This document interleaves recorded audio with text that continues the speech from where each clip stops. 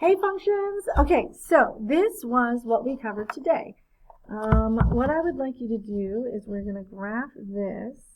So if we have positive 1 right here and negative 1 right here, our point's going to be about right there. And then we want to draw our ray through that point.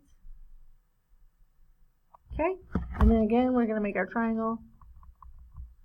So we know that this is positive 1, this is negative 1, and then, so we have x is equal to 1, y is equal to negative 1, and r is going to be equal to the square root of 1 squared plus negative 1 squared, which is equal to the square root of 1 plus 1, which is the square root of 2. So we got this is the square root of 2. Okay, so then again, the angle is from here, from the initial side, from 0. Oops. Let's see if I can do this. It's going to be from here to there, and that is angle theta. Okay, so sine is going to be y over r. So we've got negative 1 over the square root of 2. I have to rationalize that. Equals negative square root of 2 over 2. Okay? Then our cosine is going to be the same, but it's actually going to be positive because it's over 1. So 1 over the square root of 2, because it's x, which is going to be times the square root of 2 over the square root of 2, which is equal to square root of 2 over 2. Tangent is going to be opposite over adjacent, so we've got negative 1 over 1, which is just negative 1. Cosecant is going to be the reciprocal of this, which is just negative square root of 2. Secant is going to be the opposite of this, which is just square root of 2. And cotangent is going to be opposite of this, which is negative 1 again. Okay, so we have been doing this kind of thing for a while now, so this should be something that feels pretty good, that's something you can do. Okay, so if we were going to do this again, we want to find the 6 trigonometric functions for an angle of 90 degrees. So remember when we draw that, we draw our x and our y, and we're going to do angle theta to here, and we'll just pick a point. We'll do, I don't know, where x is 0 and 1. Okay, so go ahead and get that in your notes, and I want you to find the 6 trigonometric functions for that. So we want to find x, y, and r again. So x is 0, y is 1, and r is going to be the square root of 1, which is just 1.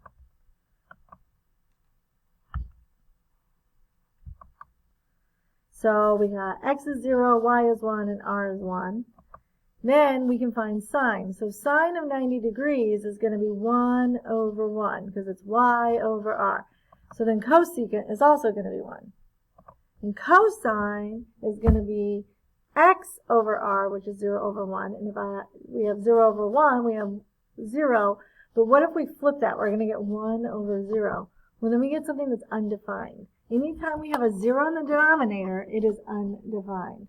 So then we're going to find the tangent, which is going to be 1 over 0, which is also undefined, and then cotangent, which would be 0. So the undefined values for this particular one is secant and tangent. Okay, so let's try this one. So we've got this angle is going to be 180 degrees. And then when we find x, y, and r, so we're going to end up with the square root of 9 for r, because negative 3 squared is 9, and we end up with that, and so we end up with r is equal to 3. So now we can find sine, which is going to be y over r, so 0 over 3, which is 0, but then we're going to get 3 over 0 for cosecant, which is undefined. And then we get cosine, which is negative 3 over 1, negative 3 over 3, which is negative 1, and then if we flip that, we still end up with negative 1. And then we get tangent, which is 0, but then when we flip that, for the reciprocal, we're going to get undefined.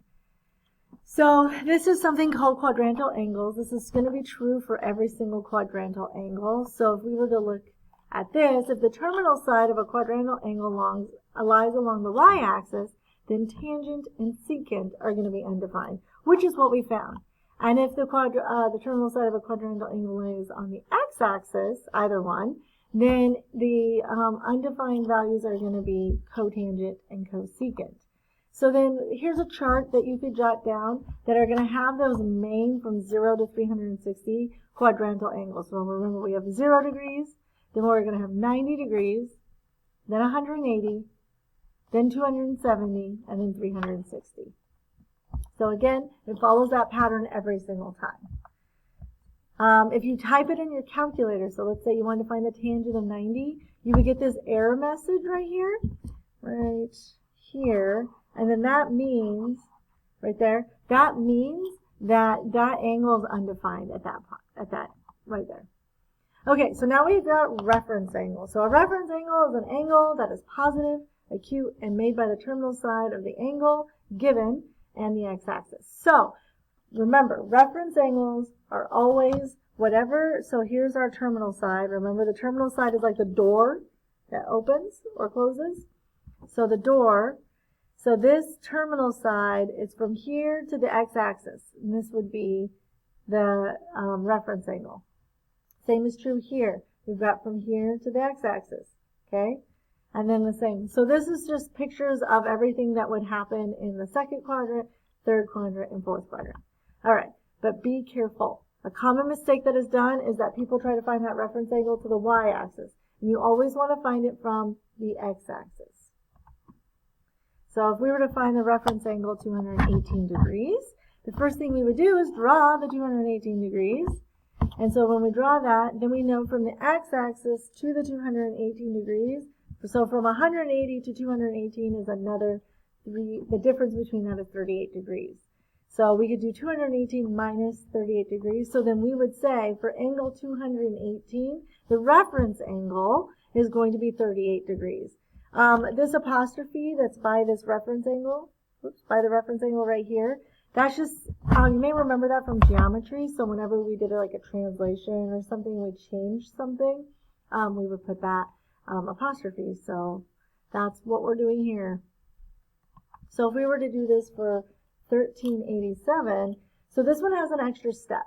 So from the last unit, we have defined something that was, when we would find the smallest possible positive, like the least positive coterminal angle between 0 and 360. So we're going to use that same skill for this. So we want to find the smallest positive coterminal angle for 1387.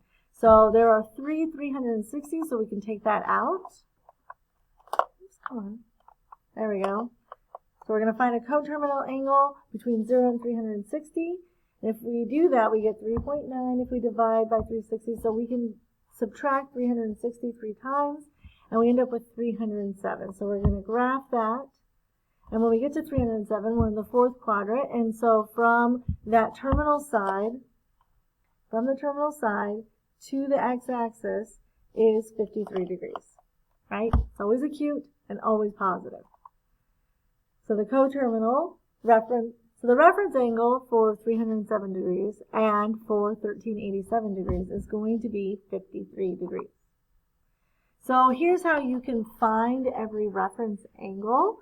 So in the first quadrant, if your terminal side is in the first quadrant, it's just going to be that angle. Whatever it is, it's just what it's going to be.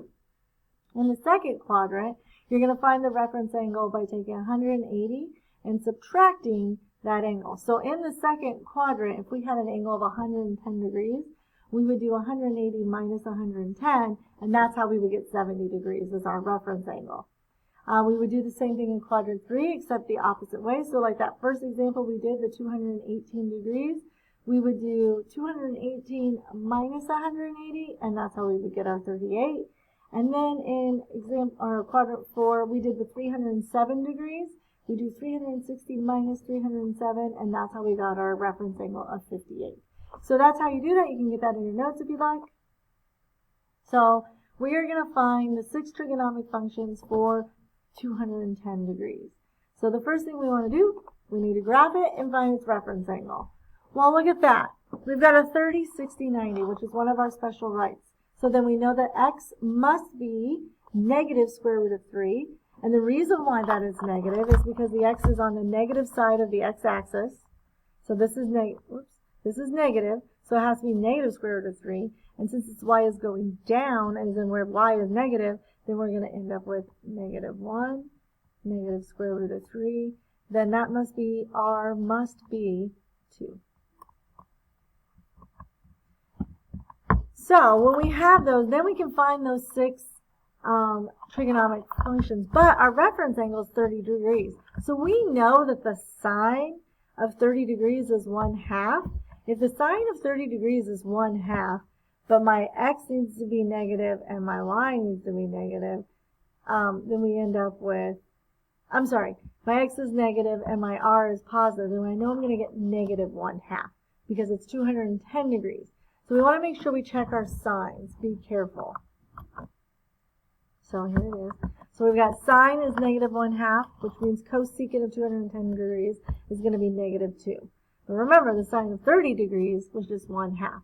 So that reference angle is going to help us find it, but then knowing what quadrant we're in will help us figure out whether it's negative or positive. Because remember, all students take calculus, and the only thing that's supposed to be positive is tangent. So then cosine and secant are going to be negative. They're going to be the same numbers, same as cosine of 30 degrees is the square root of 3 over 2, but because it's going to be negative, because it's in the third quadrant. And then we finally have tangent, which is positive, and we can leave that alone. So all students take calculus. We need to remember what is positive, what is negative. So for any angle, basically what this is going to say, so any angle greater than 360 degrees and any angle less than 0 degrees, so any negative angles, we need to get it down to its coterminal angle between 0 and 360. Once we do that, then we can find our reference angle. Once we find our reference angle, we can do all the trigonometric functions for that reference angle. So since we know the reference angle for 30 degrees, we can find all of that, and then we can just determine the correct signs and values for those, so that we know that all students, so if it's in the first quadrant, all of them are positive. In the second quadrant, only sine is positive. In the third quadrant, only tangent is positive. And in the fourth quadrant, only cosine is positive. And their respective reciprocals. All right, so that is where we ended. If you have any questions, please let me know. Otherwise, I will see you all tomorrow.